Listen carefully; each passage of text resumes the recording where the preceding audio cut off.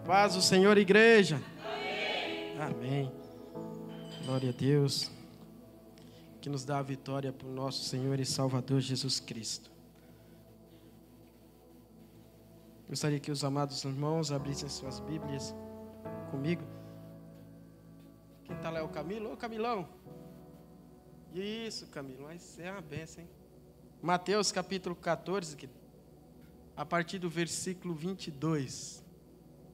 Eu vou ler ali porque vai enxergar aqui só a graça. Vamos lá? Logo em seguida, Jesus insistiu com os discípulos para que entrassem no barco e fosse adiante dele para o outro lado. E enquanto ele despedia a multidão, tendo despedido a multidão, subiu sozinho a um monte para orar. Ao anoitecer, ele estava ali sozinho. Mas o barco já estava a considerável distância da terra, fustigado pelas ondas, porque o vento soprava contra ele. Alta madrugada, Jesus dirigiu-se a eles andando sobre o mar. Quando viram andando sobre o mar, ficaram aterrorizados e disseram: é um fantasma, e gritaram de medo. Mas Jesus imediatamente lhes disse: coragem, sou eu, não tenham medo.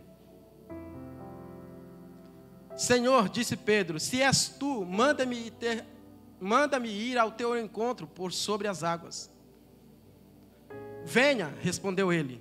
Então Pedro saiu do barco, andou sobre as águas e foi na direção de Jesus. Mas quando reparou no vento, ficou com medo e, começando a afundar, gritou: Senhor, salva-me! Imediatamente Jesus, estendendo a mão, o segurou e disse: homem de pequena fé, por que você duvidou? Quando entraram no barco, o vento cessou.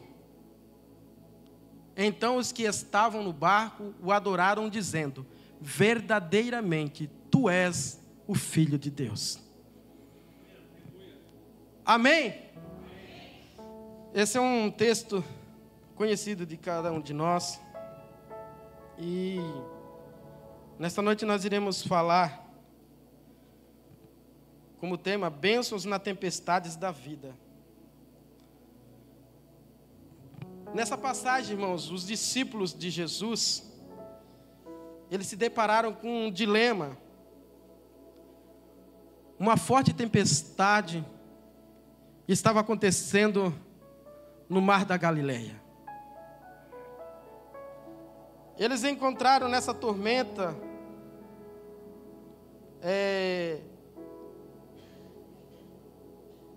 a ordem de Jesus tinha sido dita que eles atravessassem para o outro lado. E embora ele seja a vontade de Deus, embora fosse a vontade divina do Pai, eles não deixaram de passar por aquela tormenta. Eles não deixaram de passar pelaquela tempestade. Por mais que eles se esforçassem, por mais que eles pelejassem, por mais que eles lutassem, todos os seus esforços estavam sendo em vão. Nada estava adiantando os esforços dele. Nessa passagem também, nós vemos que Jesus, ele estava ali diante de uma grande multidão, porque ele havia multiplicado os pães. Ele havia multiplicado, no capítulo anterior aí, que nós lemos, no capítulo 14, a partir do versículo 13, Jesus tinha acabado de multiplicar os pães e peixes para uma grande multidão. E já ao entardecer, aquela multidão estava ali diante de Jesus. E Jesus fala para eles para que eles pudessem... Aliás, os discípulos dizem para Jesus: olha, manda essas pessoas irem nas aldeias, comprarem alguma coisa para comer, porque eles estão aqui o dia inteiro. Jesus disse para ele: dá-lhe vocês de comer.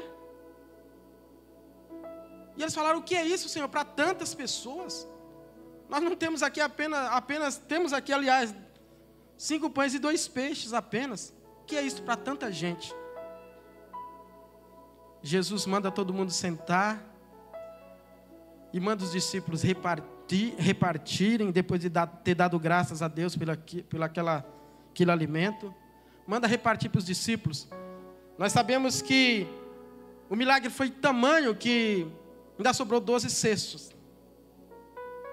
Daquele grande milagre, apenas com 5 pães e 2 peixes. Quase 5.000 homens foram saciados, fora mulheres e crianças, que não contou. Então foi uma grande multidão alimentada por aquele grande milagre. Só que e chegou nessa passagem também lá, se eu não me engano, em João, depois desse acontecimento, eles quiseram fazer Jesus de rei. Quiseram declarar Jesus rei, só que não era chegada a hora. E Jesus, para livrar os discípulos daquele momento, ele diz: olha, entram no barco e vão para o outro lado. Entram no barco e vai para o outro lado.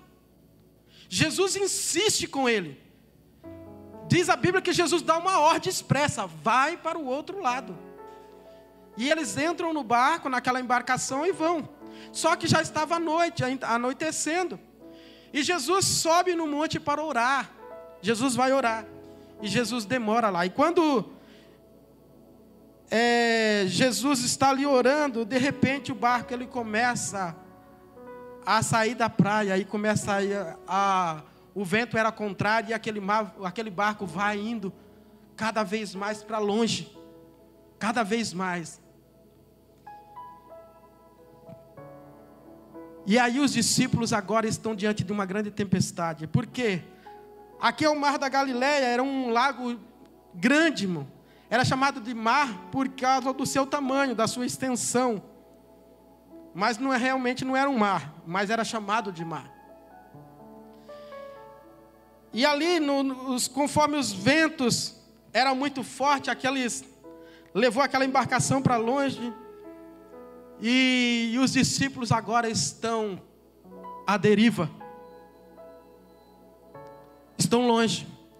Mas diz a Bíblia que a partir das 3 horas da manhã, Jesus vem na sua direção, andando sobre as águas.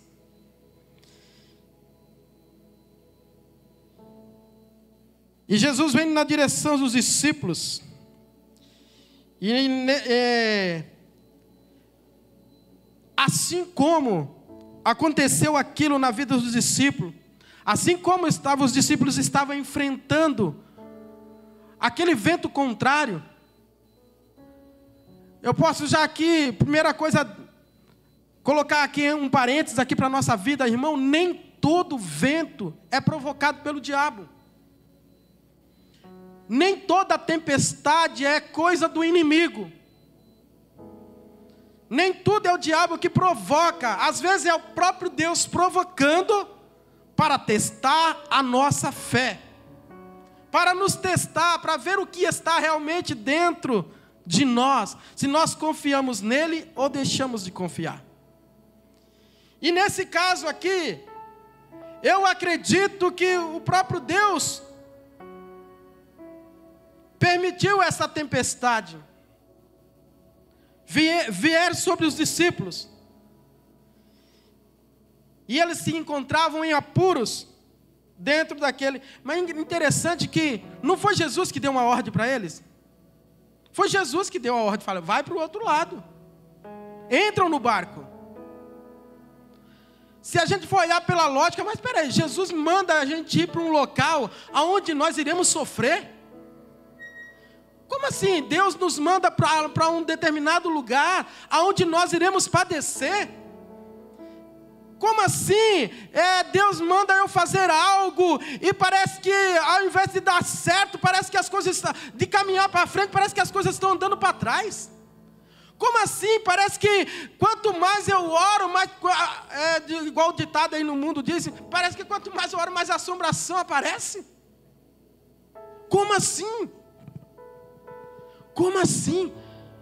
E é exatamente aí, meu irmão, as bênçãos de Deus no meio da tempestade das nossas vidas.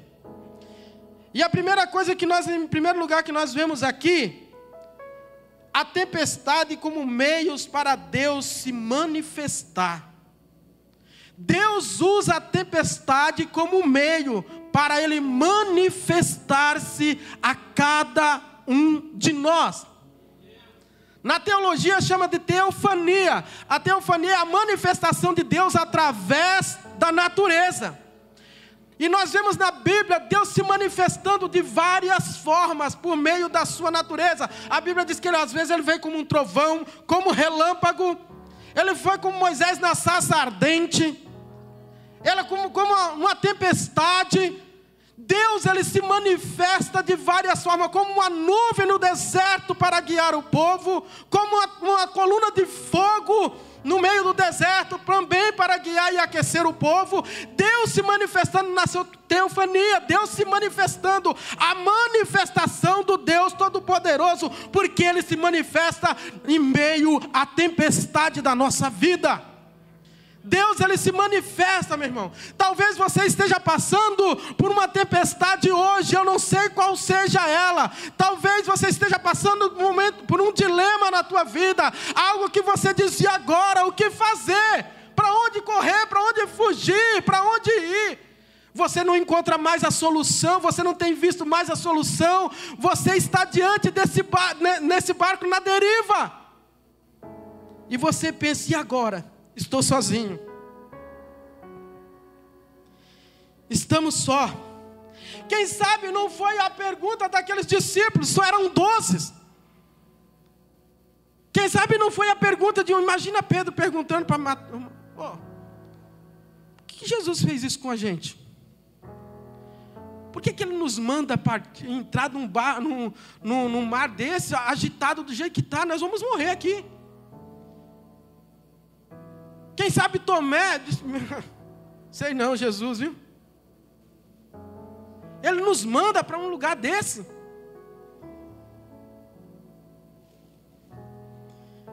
Quantas vezes nós nos perguntamos, será se o Senhor está conosco? Será se diante dessa tempestade Deus ainda me vê? Será se ainda diante desse dilema que eu estou enfrentando, Deus ainda está comigo? Mas é em meio à tempestade da nossa vida que Ele se manifesta. E Ele se manifestou na vida do discípulo em meio à escuridão. A Bíblia relata que Jesus veio até eles na 4ª vigília, entre as 3 às 6 da manhã. Ali é uma escuridão total, irmão. É uma escuridão total. E Jesus veio até eles. Nas águas escuras da noite, Jesus veio no meio daquela noite, caminhando sobre as águas. Quando eles viram Jesus de longe, eles gritaram, é um fantasma. O medo tomou conta deles, porque eles viram Jesus vindo em sua direção. A Bíblia diz que a luz e o dia para Deus são uma mesma coisa. Não há noite para Deus, porque Deus é aquele que vê tudo. Deus é aquele que contempla tudo. Deus é aquele que te vê nas áreas mais escuras da tua vida. Deus é aquele que te vê no ambiente mais sombrio que você possa estar vivendo. Deus é aquele que te vê diante da tempestade mais escura que você esteja atravessando. Ele está te vendo, Ele está te contemplando, e Ele não vai te deixar passar sozinho nessa. Ele não vai permitir você passar sozinho. Quando a Bíblia diz assim, se passares pelas águas, elas não te submergirão, isso está dizendo que você vai passar, que eu vamos passar. Mas o que a Bíblia está dizendo também é que nós não estaremos sozinhos. Há uma diferença em passar na tempestade sozinho e a outra de passar com Jesus no barco. De estar com Jesus. Ele não vai impedir você de passar pelas tempestades. Ele não vai nos impedir de passar. Mas Ele vai estar conosco. E se a presença de Jesus estiver conosco, já é o suficiente, irmão. Já é o suficiente para você ter a vitória diante das suas tempestades. Porque a Bíblia diz em Salmo 30, versículo 5, se eu não me engano, que o choro ele pode durar até uma noite, mas a alegria virá pela manhã. Talvez essa tempestade para você, essa escuridão está diante de você, mas Deus está enxergando como um dia. Porque diante dele não tem escuridão, porque diante dele as trevas se afugentam. Toda negridão diante de Deus, de Jesus não há de ficar. Por quê? Porque Ele é luz. A Bíblia diz que Ele é o sol da justiça. Ele resplandece diante das nossas trevas. Ele resplandece diante das tuas noites escuras. E Ele vem ao nosso encontro. Ele vem, meu querido. Aleluia. Ele se manifesta na tempestade. Ele vai se manifestar nas nossas tempestades.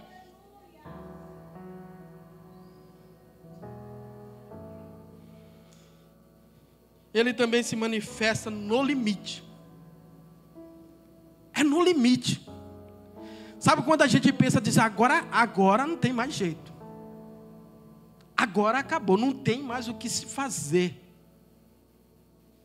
Eu já orei, eu já jejuei, eu já fiz o que era possível eu fazer. Agora as minhas forças estão pequenas diante dessa situação. Você já se sentiu assim? Você já se sentiu pequeno diante de um problema diante da tua vida? Que você diz, agora não tenho o que fazer mais. O que é que eu vou fazer? Às vezes a gente fica tão pequeno diante de certa situação na vida, das tempestades da vida, irmão, que a gente diz, agora, meu Deus, o que fazer?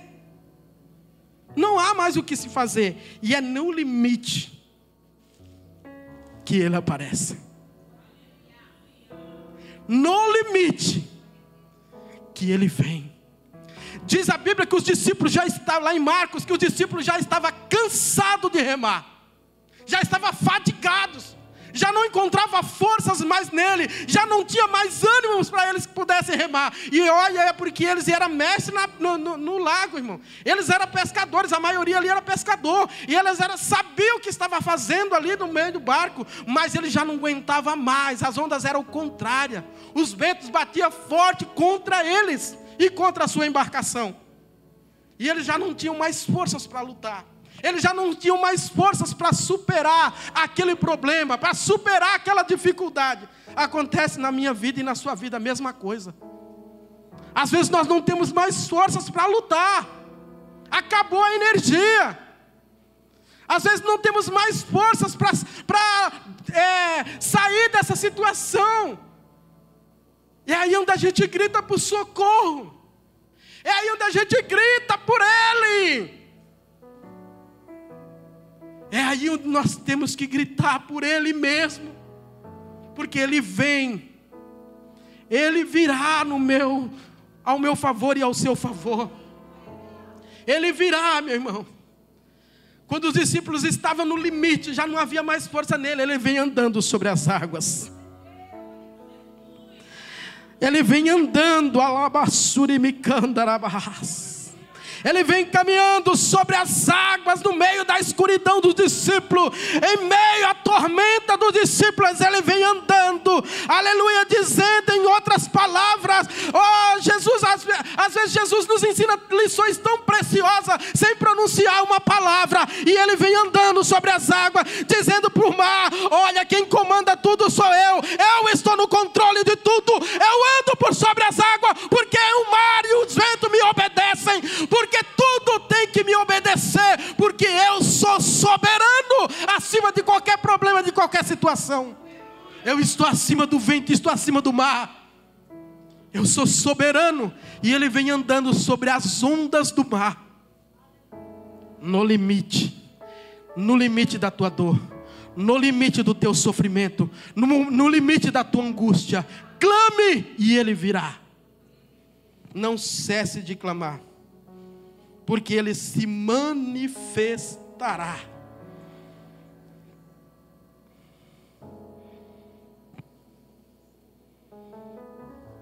Se você for paciente em esperar, ele aparecerá no momento certo, nessa tempestade.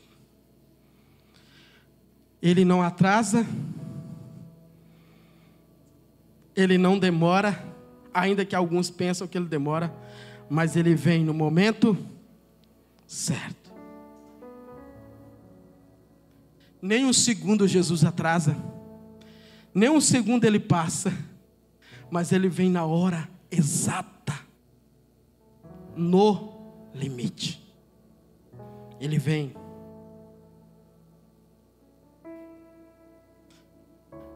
Aquilo que você mais teme, aquilo que eu mais temo, Deus vai usar como veículo para trazer um milagre nas nossas vidas. Ele vai usar a tempestade, Ele vai usar situações na minha e na sua vida, porque Ele é Deus, e Ele pode usar essa situação, Ele pode usar essa tempestade como um veículo para manifestar a sua graça, para manifestar o seu poder, para manifestar a sua majestade.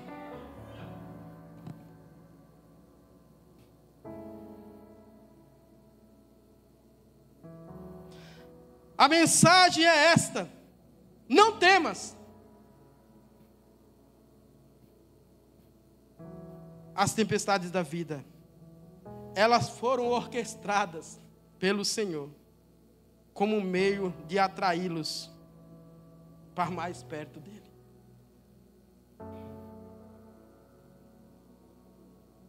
Ele as planejou todas, projetadas para o seu bem. Pois assim diz a Bíblia em Romanos 8, 28. Todas as coisas cooperam juntamente para o bem daqueles que amam o Senhor e que são chamados pelo seu decreto. Todas as coisas contribuem juntamente para o bem daqueles que amam o Senhor. Então não pense que essa tempestade vai te matar. Não pense que essa tempestade é para o seu fim. Não pense que essa dificuldade é para você se afastar de Deus. Não! Ele está usando isso para atraí-lo você muito mais para perto dele. Ele está usando esse problema, quem sabe. Ele está usando essa dificuldade, quem sabe, para te ter mais perto dele. Para dizer: olha, filhinho, você depende de mim. Seja completamente dependente do meu amor. Seja completamente dependente da minha graça. Seja completamente dependente de mim. Sabe por quê? Porque há certos momentos na nossa vida que nós queremos tomar o controle da situação. Nós queremos tomar o controle, queremos fazer tudo. E Deus está dizendo: não. Se você fizer com as suas próprias forças, você vai quebrar a cara. Espera em mim. Segunda coisa, tempestade como meio de provação de Deus. Deus pode provar a mim e a você através das tempestades. Ele prova a nossa fé, irmão. Quando Jesus caminhou sobre as águas, os discípulos não reconheceram de imediato. Eles pensavam que era um quê? Um fantasma. E gritaram de medo. Mas Jesus veio com uma mensagem de paz e poder. E lhes disse palavras de paz: tenham bom ânimo. Palavras poderosas: sou eu. E palavras encorajadoras: não tenham medo. Ele disse 3 palavras. Primeiro, tenham bom ânimo. Sou eu, não temais. Primeira palavra de paz que ele disse: tenha bom ânimo. Não se desfaleça. A Bíblia diz em Filipenses, capítulo 4, que Ele nos dá a paz que excede todo e qualquer entendimento humano. A paz dele que excede todo entendimento humano. E um dia eu parei assim, eu falei, meu Deus, o que quer dizer essa paz? O que significa isso? Aí eu fui procurar alguns estudos e encontrei algo, acho que eu até falei isso aqui, que dizia que é como um pássaro, que ele está em cima de uma árvore, em meio a uma tempestade terrível, e ele está lá num galho seco, lá em cima, cantando, cantarolando, diante da maior tempestade da sua vida. Mas ele está lá, louvando e bendizendo o nome do Senhor. Tem um hino da Cassiane que eu gosto muito, que ela diz, se está sofrendo, louve. Está chorando, louve. Nós devemos louvar o nome do Senhor, irmão, diante das maiores tempestades da nossa vida, porque a paz de Deus, a paz que excede todo entendimento, não é uma paz exterior, é uma paz dentro. É uma paz que, ainda que tudo esteja caindo em sua volta, tudo está dizendo não, tudo está dizendo não vai conseguir, não vai prosseguir, não adianta, mas aquela paz está dentro do teu espírito. Você pode dizer, eu tenho paz em Deus, tudo isso que está acontecendo, mas eu estou em paz com Deus. Ele me traz paz diante dessa situação, porque a situação não está no meu controle, mas no controle dEle. E se está no controle dEle, eu posso descansar. Eu posso descansar porque está nas mãos do Deus Todo-Poderoso. E Ele nunca falhou e nunca falhará. Diz a Bíblia que Ele é o mesmo ontem, hoje e eternamente. E eu devo confiar nas suas promessas. Se Ele foi fiel ontem, Ele é hoje. Ele continua sendo meu Deus. Ele continua sendo o meu libertador, Ele continua sendo o meu salvador, Ele continua sendo o meu ânimo, Ele continua sendo a minha fortaleza, Ele continua sendo o meu Senhor. Ainda que eu ande pelo vale da sombra e da morte, não temerei mal algum, Senhor, porque Tu estás comigo, a Tua vara e o Teu cajado me consola. Ainda que 1000 caia ao meu lado, 10.000 à minha direita, mas eu, Senhor, se olhar para Ti, se eu permanecer em Ti, não serei atingido. É nós permanecermos nele. Quando Ele vem até nós, andando sobre a nossa tempestade, Ele dá a mesma mensagem de esperança que deu aos discípulos naquela noite tempestuosa. A mesma palavra Ele diz para mim e para você: não temas,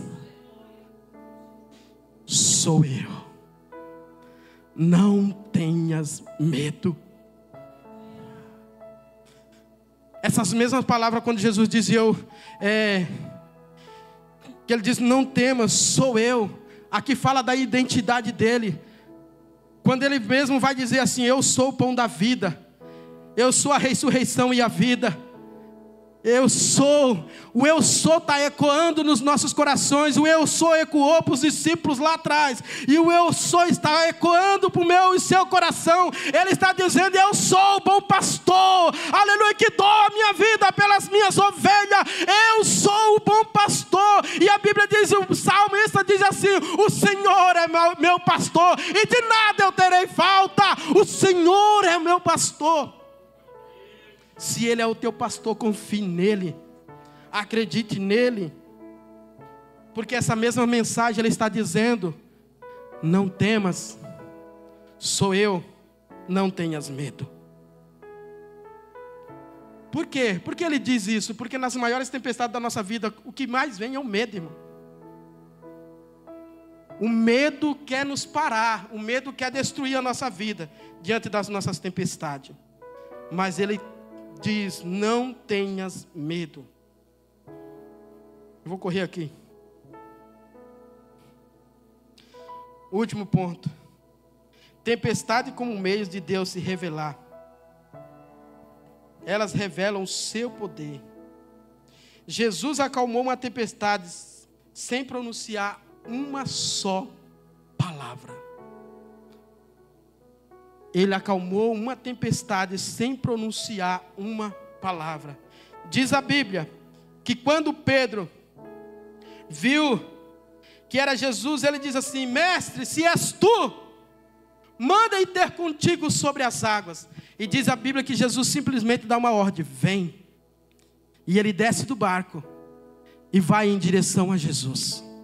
E ele começa a caminhar sobre as águas. Ele começa a andar sobre as águas. E quando ele chega perto de Jesus, a Bíblia diz que ele começa a perceber os ventos. Ele começa a observar os ventos e ele começa a afundar. E ele grita por socorro. Jesus pega ele pela mão, levanta, coloca ele de novo e diz: homem de pequena fé. Aleluia. E quando diz a Bíblia que os dois vão, e quando eles entram no barco, sem Jesus pronunciar uma palavra, os ventos se acalmou tudo. Acalmou o vento, acalmou a tempestade. Mas Jesus, como diz lá na outra tempestade, diz que Jesus diz: acalma-te vento, aquieta-te mar. Mas dessa não, diz a Bíblia que ele apenas entra. Quando ele entra no barco, os ventos...